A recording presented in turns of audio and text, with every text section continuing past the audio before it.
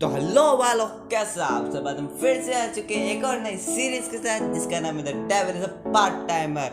तो वैसे भी ये वीडियो थोड़ी लंबी है, तो अभी यहाँ पे बकवास को बंद करते हैं और वीडियो को शुरू करते हैं। She's putting on a show. She's acting like a pro. Baby, let's go.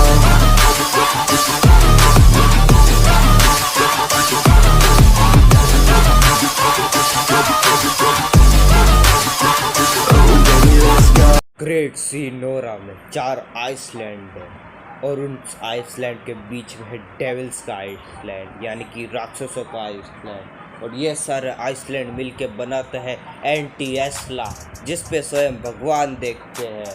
और वहाँ पे राक्षसों का जो आइसलैंड है, उनका एक सपना है कि वो राक्षसों के लिए एक अच्छी दुनिया बनाए। इसीलिए राक्षसों के राजा ने 4 अपने भरोसेमंद आदमियों को चारों आइसलैंड पे हमला करने के लिए भेजा है। और वो वहाँ पे बहुत ही क्रूरता से हमला कर रहे होते हैं और सब इंसानों को मार रहे होते हैं। और तभी एक हीरो जन्म लेता है और वो अपनी सेना के साथ एक आइसलैंड की तरफ जाता है और वहाँ पे लूसीफर की सेना को हरा देता है। और ऐसे ही करते करते वो सारे आइसलैंड के राक्षसों को हरा देता है और वो डिसाइड करता है कि वो बीच वाले आइलैंड पे हमला कर देंगे।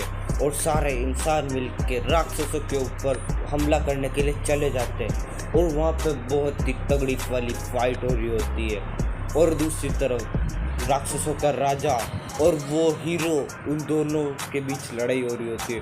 और तभी उसका एक भरोसेमंद आदमी उनके राजा के पास आता है और कहता है कि हमें यहाँ से भाग जाना चाहिए मास्टर, क्योंकि इंसान हम पे भारी पड़ रहे हैं। और ये मैंने कभी नहीं सोचा था कि इंसान हम पे भारी पड़ सकेंगे, पर इंसान हम पे भारी पड़ रहे हैं। फिर वो राजा सोचता है कि तुम सही कह रहे हो और फिर वो एक पोर्टल बनाता है और वो पोर्टल के सामने खड़ा होकर कह रहा होता है कि तुम इंसान हो, मैं वापस आऊँगा अपनी नई आर्मी लेके और इसमें तुमसे एंटेस्ला को छीन लूँगा।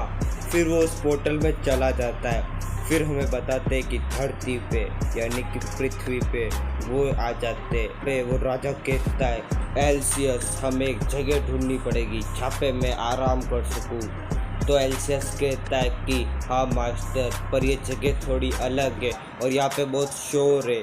फिर वो दोनों पतली सी गली से बाहर निकलते और वो देखते कि ये एकदम अलग ही दुनिया है और वो अपनी दुनिया को छोड़ के एक अलग दुनिया में आ चुके। और फिर एल्सियस अपने मास्टर को देखता है और वो शॉक हो जाता है और वो कहता है मास्टर, आप तो इंसान बन चुके।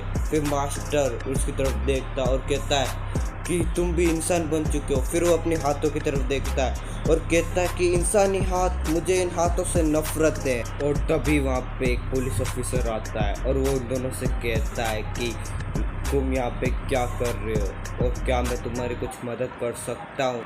वैसे तुम्हारा नाम क्या है?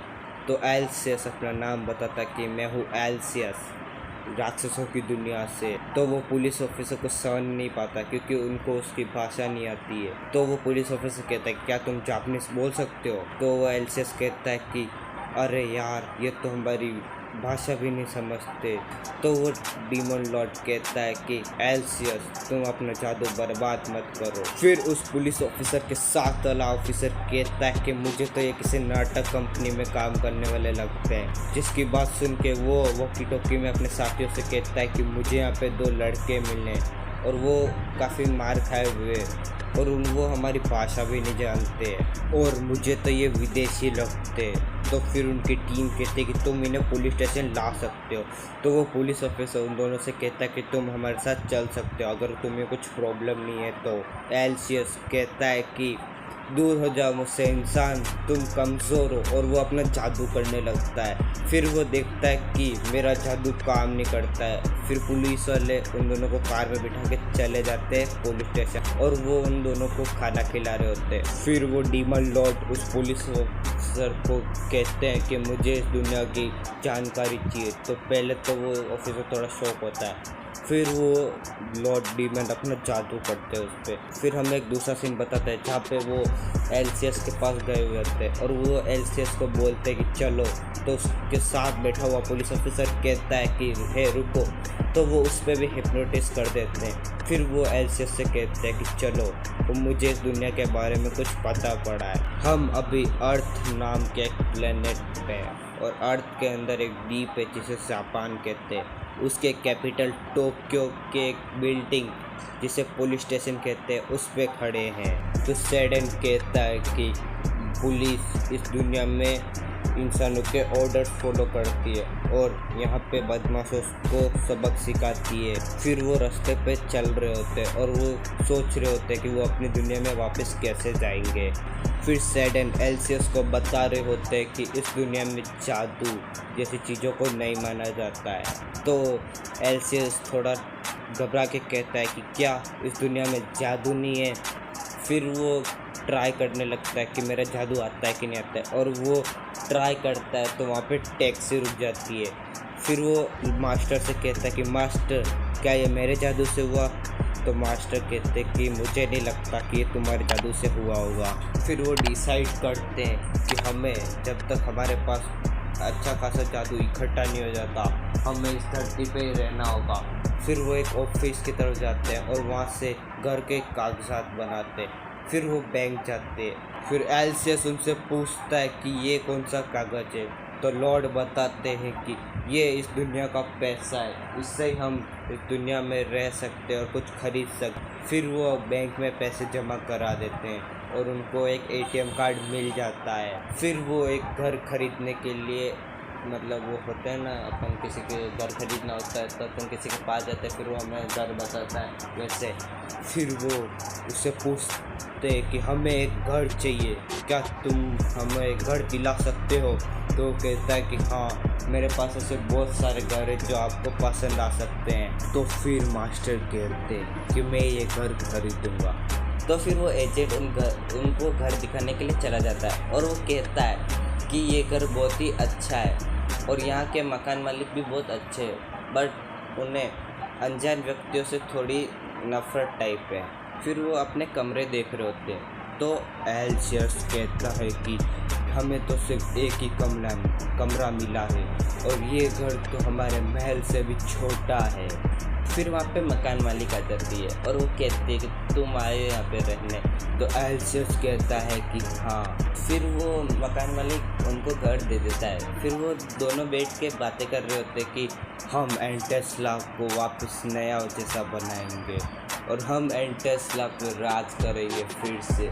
फिर मास्टर बेहोश हो जाता है तो एलसीएस बहुत परेशान हो जाता है और वह एम्बुलेंस को कॉल करता है। कहते कि मुझे नहीं पता था कि इस इंसानी शरीर को खाने की ज़रूरत है। फिर मास्टर कहते हैं कि मुझे ये पता चल गया है कि इस दुनिया में रहने के लिए पैसा सबसे इम्पोर्टेंट है।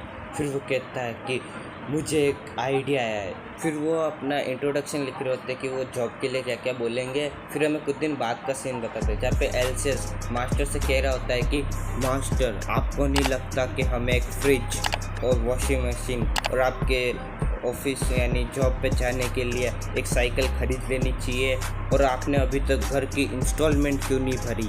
तो मास्टर कहता है कि मैं क्यों करूं जबकि मैं उन चीज़ों को इस्तेमाल ही नहीं करता। तो एलसीएस कहता है आपको लगता है कि ये 2 सड़ी हुई ककड़ियों से हमारा गुजारा हो जाएगा? तो मास्टर कहता है कि मेरे पर्स में कुछ पैसे पड़े और वो मुझे खाने के लिए मदद भी करते हैं। और फिर वो एक तरफ इशारा करता है, वहाँ पे बहुत सारे खाने का ढेर होता है। मास्टर, आप दिन भर तला हुआ खाना खाते हैं, चीज़ बर्गर ये सब, इससे आप मर जाएंगे, आपको बीमारी हो जाएगी और आप घर जाने से पहले ही मर जाएंगे। तो मास्टर उसकी बातों से तंग आके बाहर निकल जाते घर से और कहते हैं कि मैं जा रहा हूँ काम पे। फिर एलसीएस मास्टर को और लगाता है और कहता है कि मास्टर, आप छाता भूल गए। फिर मास्टर छाता लेके चले जाते हैं और हमें बताते हैं कि बहुत तेज़ बारिश हो रही होती है और मास्टर रोड क्रॉस करने वाली साइड पे खड़े हुए होते हैं और तभी बारिश में भीग के एक लड़की आती है और उनके पास खड़ी हो जाती है। फिर मास्टर उसे अपना छाता दे देते हैं तो वो कहते हैं कि अम्ब्रेला। तो मास्टर कहते हैं कि मैं यहाँ पे ही रेलवे स्टेशन के पास मैकडोनाल्ड में काम करता हूँ। फिर वो वहाँ से चले जाते हैं मास्टर, और जाते हुए कहते हैं कि मुझे कुछ फ़र्क नहीं पड़ता अगर तुम इसे फेंक भी दोगी। फिर हमें वो दुकान बताई जाती है जहाँ पे वो काम करते हैं, जिसका नाम होता है मैकडोनाल्ड। और वहाँ पे वो कह रहे होते हैं कि आज यहाँ पे डिसाइड होगा कि किसने सबसे ज़्यादा चीज़ें बेची है। और फिर वो कहते हैं कि मैं ब्लैक फ्रेंच फ्राइज बेचने में रिकॉर्ड कायम करूँगा। फिर पे घर आते तो उसे कहते हैं कि एक चीज़ बर्गर और एक गोला। फिर वो मास्टर कहते हैं कि क्या आप हमारा स्पेशल मेन्यू जो आज का है ब्लैक पेपर फ्रेंच फ्राइज वो लेना पसंद करेंगे? तो ग्राहक कहते हैं कि नहीं। तो फिर वो उसको कहते हैं कि ठीक है, तो आपके 250 रुपये हुए। फिर वहाँ पे एक लेडी कस्टमर आती है जिनका एक छोटा बच्चा होता है। तो फिर मास्टर उसे कहते हैं कि क्या आप कोई बेबी फूड लाइए जो अवन में जा सके, मैं उसको आपके लिए गर्म कर देता हूँ। तो लेडी उससे कहती है कि इससे आपको कोई तकलीफ तो नहीं होगी? तो मास्टर कहते हैं कि नहीं। फिर हमें दूसरा सीन बताते हैं जहाँ पे मास्टर फ्रेंच फ्राइज तल रहे होते हैं। तो फिर उनके पास वो लड़की आती है उनके साथ जो काम करती है, और वो कहते हैं कि वाह मिस्टर माओ, आप तो सच में एक नेक दिल इंसान है। तो मिस्टर माओ उसे कहते हैं कि नहीं, मेरे को इससे कोई परेशानी तो नहीं हुई, पर ये हमारे लिए फ़ायदेमंद हो सकता है फ्यूचर में। फिर हमें बताते हैं कि एलसीएस लाइब्रेरी में कुछ ढूंढ रहा होता है। फिर हमें फ्लैशबैक बताते हैं जहाँ पे मास्टर एलसीएस से कह रहे होते हैं कि हमें वापस एंटेस्ला को वापस जाना होगा, उसे कब्जा करना होगा। तो एलसीएस बहुत खुश हो जाता है और कहता है कि हाँ मास्टर, हम वापस जाके रहेंगे। फिर हमें वापस प्रेजेंट में बताते हैं कि वो कहता है कि ये तो कितना बोरिंग काम है, और मुझे पता है कि मास्टर यहाँ पे रहना चाहते हैं। तभी वहाँ पे एक अर्थक्वेक आता है। तो एलसीएस कहता है कि एक अर्थक्वेक। इची उनसे बोल रही होती है कि माओ ये एक अर्थक्वेक है। तो माओ से कहते कि हाँ, पर तुम इतनी दुखी मत हो। तो इची उन्हें कहती है कि ये छठी बार है जब मैंने फ्रेंच फ्राइज को ज़मीन पे गिरा दिया। तो मास्टर कहते हैं कि मतलब माओ कहते हैं कि हाँ, तुम हर दूसरे दिन फ्रेंच फ्राइज गिराती रहती हो। और तभी वहाँ पे उस ओनर आ जाती, मैनेजर आ जाती है उस रेस्टोरेंट की, और कहते हैं कि अगर तुम्हारा ब्रेक ख़त्म हो गया हो तो तुम वापस काम पे लग जाओ। फिर हमें बताते हैं कि माओ फ्रेंच फ्राइज तल रहे होते हैं, और तब भी वो फ्रेंच फ्राइज को निकालते और देखते कि ये तो पके नहीं है। क्या ये मशीन ख़राब हो गई है?